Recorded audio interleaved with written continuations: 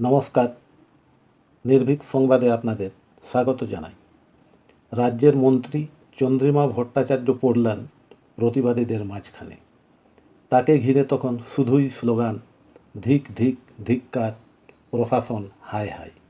মাথা নিচু করে হজম করলেন সরকারের অপদার্থতার এই পাওনাগণ্ডা। মন্ত্রীকে ঘেরাও করে ক্রমশ স্বর চড়াচ্ছিলেন প্রতিবাদী মহিলারা। মুখ্যমন্ত্রীর প্রতি বিষোদ্গার করে স্লোগান দিলেন, বিচার তোমায় দিতে হবে, নইলে গদি ছাড়তে হবে। ধিক ধিক ধিক্কার, ধিক ধিক প্রশাসন, হায় হায় প্রশাসন।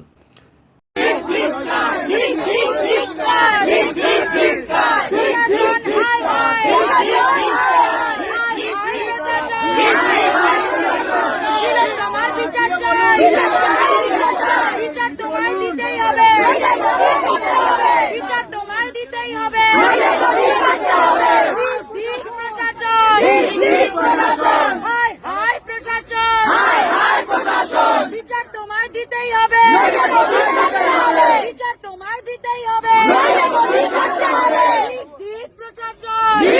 প্রশাসন শাসকদের শাস্তি চাই, শাস্তি চাই, দিল তোমার বিচার চাই, বিচার তোমায় দিতেই হবে, আরজি কর ধিক্কার, আরজি কর ধিক্কার,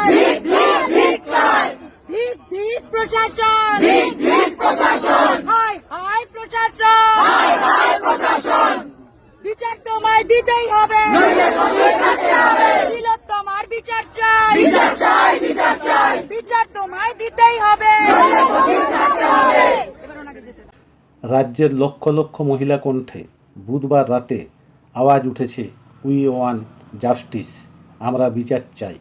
শুধু বাংলা নয়, শুধু ভারত নয়, সারা বিশ্বের বিভিন্ন দেশে এই বর্বরোচিত নৃশংস ধর্ষণ ও খুনের ঘটনার প্রতিবাদের ঝড় উঠেছে। বিচার তোমায় দিতেই হবে, নইলে গদি ছাড়তে হবে, হায় হায় প্রশাসন, এই স্লোগান তুলেছেন মহিলারা। তরুণী ডাক্তারকে ধর্ষণ করে খুন, ভাবা যায় কোন রাজ্যে এই বর্বরতা?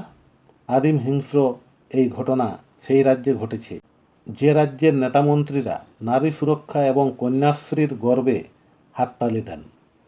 মন্ত্রীকে ঘেরাও করে মহিলারা যেভাবে তাদের হৃদয়ের যন্ত্রণা থেকে আওয়াজ তুলেছেন, তা কি ঘটনার 7 দিন পরে হলেও তথাকথিত জননেতা নেত্রীদের প্রায় মরে যাওয়া বিবেকগুলোকে জাগাতে পারবে? এটাই এখন লাখ টাকার প্রশ্ন। নমস্কার।